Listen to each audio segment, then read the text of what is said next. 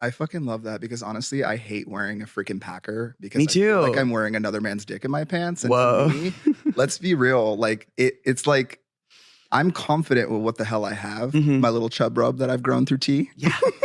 It does things. It you does know? things. It does plenty. It's like, wait a second, that's a little. It gets hard. It does. I mean, Yeah, it does it what it needs does. to do. It you know? does, yeah. And Also, if you think about it, our combination of body type and hormones, being on testosterone and having been born this way, we have the most sensitive type of genitals in the world. Like out of everybody. meaning we come. We come.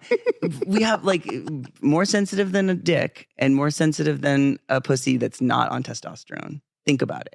Oh, I know We about won. it. I felt it because I mean the difference between like having the hormone reaction in your body with testosterone and then also having the sensitivity of like a clitoris that is stimulated by T with Right. growth, et cetera, et cetera. Oh my God. Like, especially in the first 2 years, I was a horny little my toad. God, yeah. Like, give me a break. Like, I Yeah. could touch my thighs and I was like, yeah, bitch. Yeah, Like- I remember not being able to get much done in my first few years of being on Don't T. remind me. Yeah, it was tough. It was really tough. I was 18 too, so like I was already at an age where like I would be horny all the time, and then it was like on top of it. So you got like T. the double whammy of that situation. Yeah, I mean, I also had this thought recently. Like I was never perceived as an adult woman.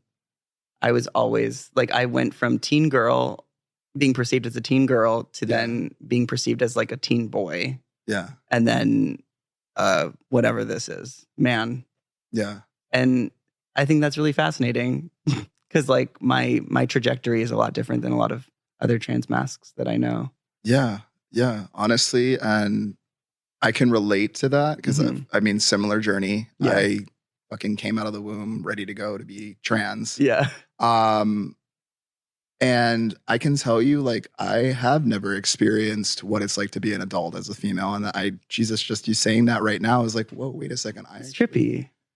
It's trippy, but it's also like, as you were saying that, I almost was like gonna cry because I'm thinking about all the activism that happened to make that moment for you too, that there is like this beautiful thing that I see with the younger generation of you don't have to face the same traumas we do. You are more economically well off. You're more there's not high educated. Your access to education is greater. Your access to success, to relationships is greater. And it's because of these moments in activism that, granted, I know sometimes we've made some mistakes here and there, but like with you is existing and just hearing your story right now, I literally was just like taken back. I was like, wait a second, like, oh my God, you haven't had to experience like the horrific side of like identifying, knowing who you are, and then, but still having to like live in the corporate world as a woman and pay your bills that way, which that's a whole nother layer of trauma that folks from the older generations have to deal with. And it's that's just beautiful. It is that you've been able to do that, but it's also a really unique, experience for you too, because at the same time, like there's not much representation. So you're kind of walking a path that is yet to be walked. You're creating your own lane. Yeah.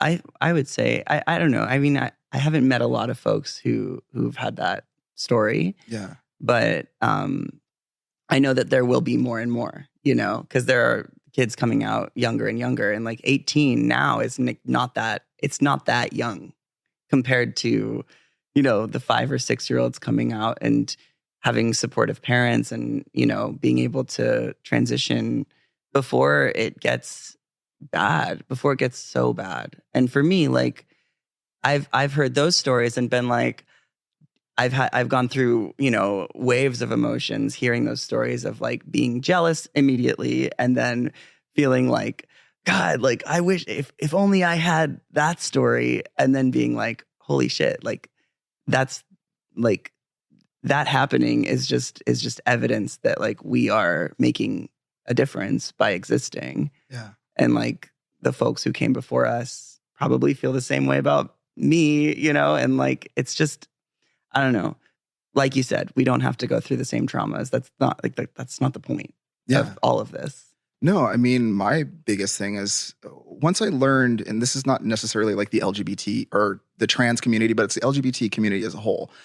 folks in the LGBT community are just automatically economically at challenge because they're not going to get to experience a lot of the same things in high school, get those social experiences, get those certain jobs and certain things because they're dealing with other things simultaneously in high school that their straight counterparts are not dealing with. So they get to excel in an economic way that we as a community have to face the duality at the same time of like figuring out how to navigate the world by also figuring out how to pay our bills and grow up and be adults.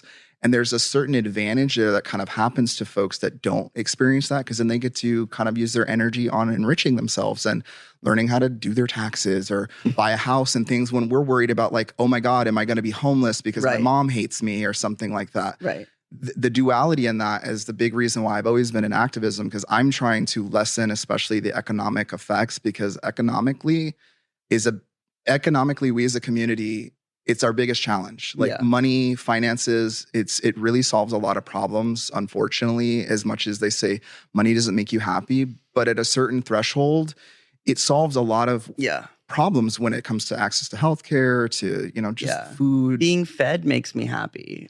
Thank you. Having a roof makes me very happy. Oh my God, right? So it's like, I feel like the people who say money doesn't buy happiness are the rich people who still hate themselves, being like, my money didn't make me love myself or make my life better. And they just don't have the perspective of the journey of like not having anything to then having something. Yeah.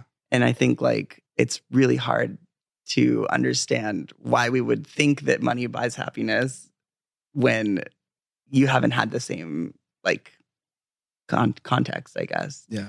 Because I've lived in the poverty bracket my entire adulthood, and I still struggle with money to this day because I couldn't focus in school because I had undiagnosed ADHD, which, is a huge issue for folks who were assigned female at birth. And then also on top of that, being trans and having dysphoria and, just whatever. Yeah. I was distracted. I was like, how am I going to focus on homework?